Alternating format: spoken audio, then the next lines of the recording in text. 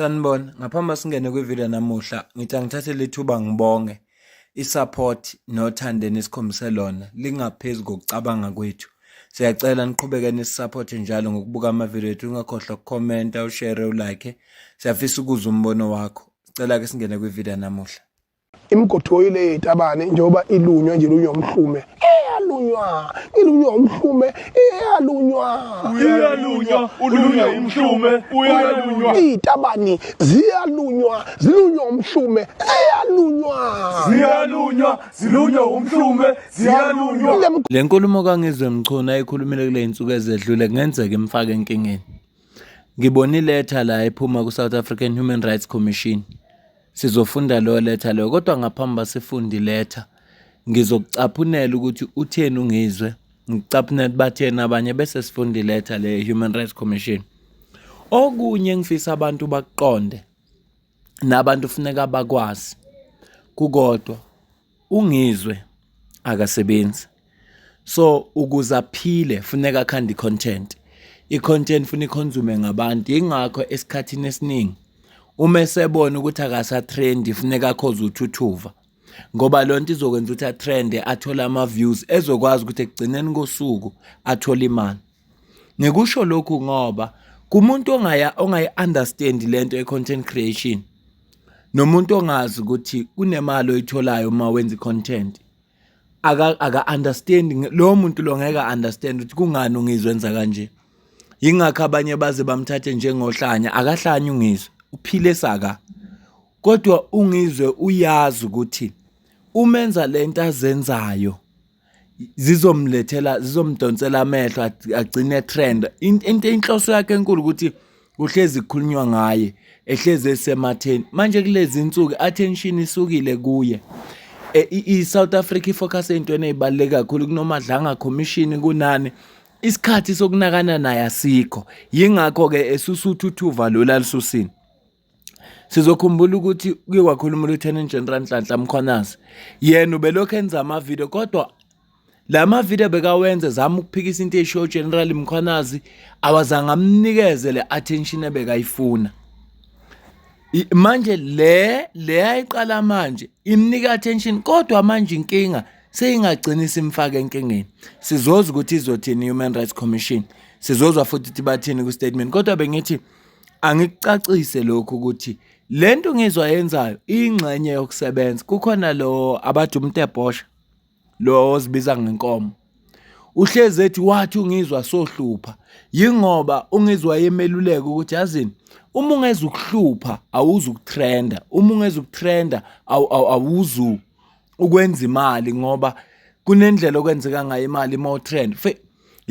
Esinye sesizathu lesi senza ukuthi ungizwe axabane noKhuzani, ngenza umzekelo, ebese engafuni ukukhuluma noKhuzani ukuthi amfane noma akhulume naye, kodwa athi uzoba ekhuluma ku live wakhe.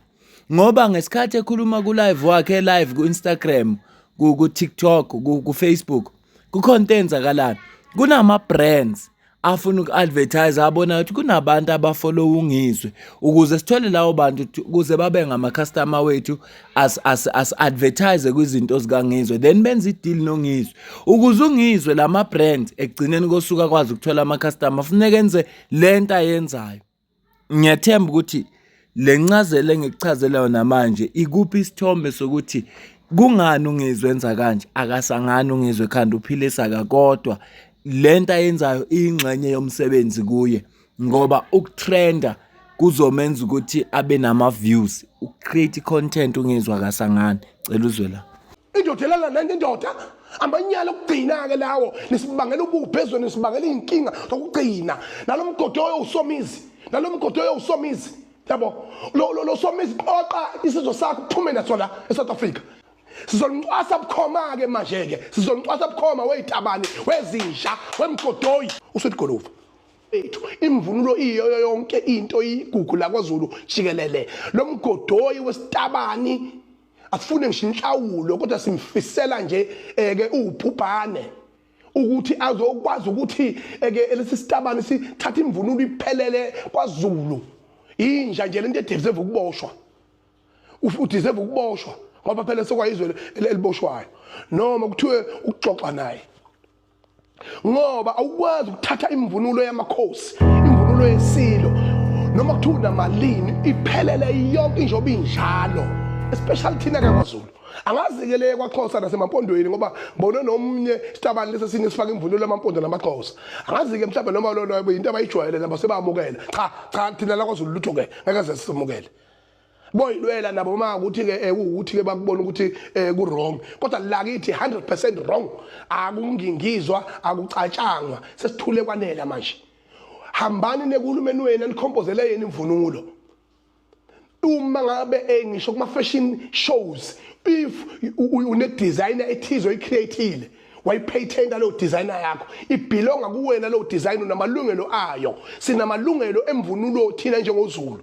sinamalungelo okuvikela into eyisasa lethu neqiniso lethu yabona nanjengoShembe njengoba uShembe ekhona nje ngeke ayivumele ukuthi kutholakale umNazaretha umuntu evunule wayesefaka umNazaretha bese enza noma yini avunule ngemvunulo kaShembe bese enza noma yini ewuhlobonga neucindezela phansi isikompilo lenkolo yakwaShembe ngeke amaNazaretha ayivumele leyo nto nathi ke siwuZulu sithi ngeke sivumeke leyo nto itabani kade zasiqala kade lemsuni ezinja itabani ekwazi ukuthi zithatha imvunulo yethu manje yabona manje besithule sibekezele yabona manje senikhwelana ngayo ke manje ke nithatha imqhele amayaka yako umqhele nezingwe neinsimba zakithi nameve bubesi niyokhwelana ngawo indodelana nanje indoda amanyala ukugcina ke lawo nisibangela ububhezwe nisibangela inkinga zokugcina nalomgodo usomizi nalomgodo usomizi yabo lo somizi qoqa isizwe sakho kuphume naso la eSouth Africa phuma naso la eSouth Africa isizwe sakho asandingi la nake lenkulumo kangizwe esusukukhuluma futhi okunye engifisa ukukubeka noma ngathi wena uhambelana nawo kanjani kodwa afuneka uyibeke kahle ukhumbule ukuthi iSouth Africa izwe lomthetho njengoba kunomthetho waphasisa ukuthi abantu abathandana ngobulili obufanayo banamalungelo bayingxenye yabantu esesiphila nabo esikhathini samanje noma athi indawo ithandi kanjani kufanele kubone ukuthi ikhuluma kanjani ngoba lokho nje sekuucwasa angiwazi nje umthetho kodwa sengiyazi ukuthi lento esho ungizwe nje sekuucwasa noma ngingawazi umthetho kodwa nje lento esho ungizwe sekuucwasa noma ngathiwa lenkulumo ayisho iyiqiniso kangakanani noma ineqiniso kangakanani esigabeni semvunulo nakho konke akushilo kodwa nje uma ukhuluma noma yini khumbula phela ukuthi sina freedom of speech eSouth Africa kodwa akufanelanga kuleyo freedom of speech unyathela amalungelo abanye abantu nansi into efika ibe inkinga la ngomthetho wethu wala eSouth Africa yethu ekhululekileyo omunye ubhuti walo lolu hlobo le-LGBTQI what community uphendulile naye waphendula kanje asizukwazi into yobana sisinekele uzingizwe abantu abafana nongizwe kule generation ngelixesha asukwazi if you are serious about doing better as a generation asukwazi no I'm telling you asukwazi if nawe we're serious about creating a safer space for abantwana abakhula ngoku awuzukwazi akukho ndoda I can tell you now for free akukho ndoda straight comfortable ku sexuality yayo engena kwi-internet ithethe ngegays izebheshe kanti i-right yona akhona enye it means lo ndoda ilwa nesiqu sayo uku-closet lo muntu lo so ongizwe ngamaqaba senqamdobowa anuka impepho esimenqeni engafuneka ngabaniwa mamela not abantwana bangoku can't grow up in the same environment iendoswa nini nihamba nesineka apha nisinekela ububhanqa apho ndizwe ekuthe ububhanqa eniyahleka nihamba nithi hyang for what la mfo makahamba ayozibuza yena kuqala and inkwenkwe ke ungizwe inkwenkwe ungizwe ndiyayitsho and imxelele bandishilo ndathi inkwenkwe and uyazi ba uyinkwenkwe yilento esenza izinto akho ndoda iphathekileyo neqeqeshiweyo nefundisiweyo izinto ezenzisayo awukwazi ungena ku-internet, not kungoku kubulawa abantu kwenziwa zonke into ezenziwayo ungene ku-internet uthetha bababhanxa. Nakaphila esikoleni namfo, if ufuna uphila esikoleni naye ufunda i-biology, ahambe afunde abe into something and make something of his life. And yekani lento kuhlala nesinekela ububhanxa ku-internet, you endorse ububhanxa nina.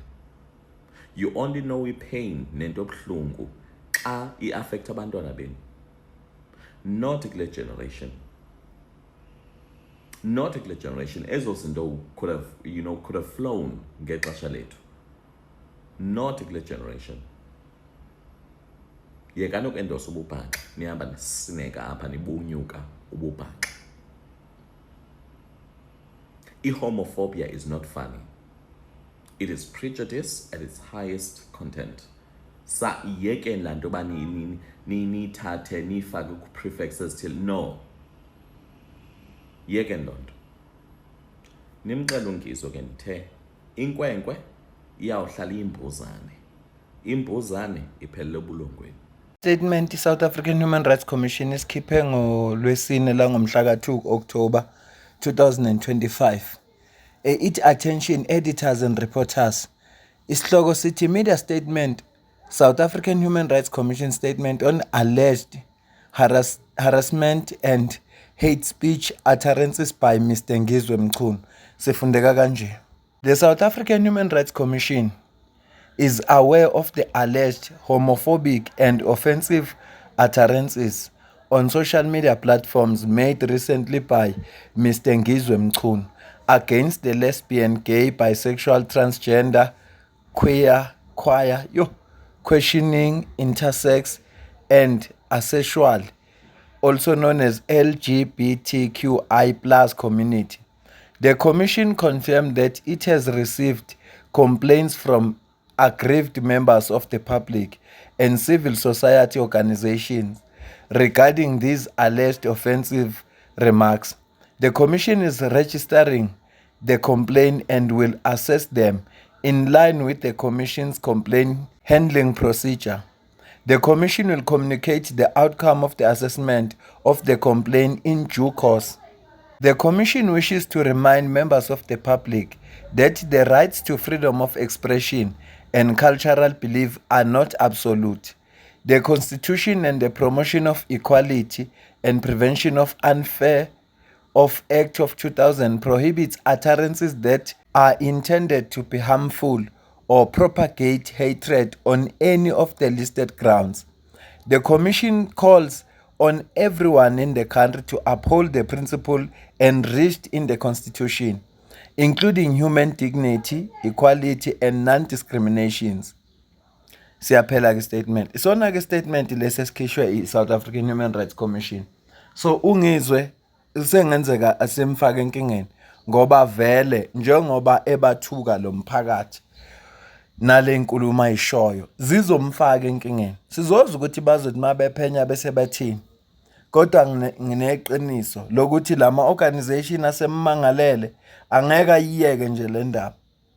Angeke azayiyeke, angeke. Especially mawuthinta lo mphakathi. Lo mphakathi kuyahlukunyezwa ke kakhulu. Laba bangama lesbian bayadlwengulwa. Umphakathi ohlukunyezwa futhi ovikelwayo ngenxa yesimo lesi abazithola bekuso emphakathini. Angifuni ukuphawula lutho nje ngabo. Ngoba njengoba nami ngenza i-channel angazi mhlambe bakhona abalandela le channel ene mina njengomuntu ophile eSouth Africa noma ngathiwa nginombono othini lo mbono lo ufuna ugcine kimi ungezi la kwi-channel ngoba kwi-channel ngethula izinto zinjengoba zinjalo. Uma ufuna ngibeka umbono kodwa ngibe ngimcabangela omunye umuntu. Yingakho ngiyathi kubantu ungamzonda umuntu kodwa ungamqambela amanga noma ubani ungamzonda. Yingakho abantu abaningi bayazi ukuthi ngimkhonzile uCIC kodwa uCIC mayisho into ephuma endleleni ngiyareporta ngayo nami ngisho ukuthi lento ayishile iphuma endleleni. Ngizama ukukuvezela ukuthi kufanele sihloniphane. Sazi ukuthi njengoba sila eSouth Africa sinamalungelo alinganayo nafanayo.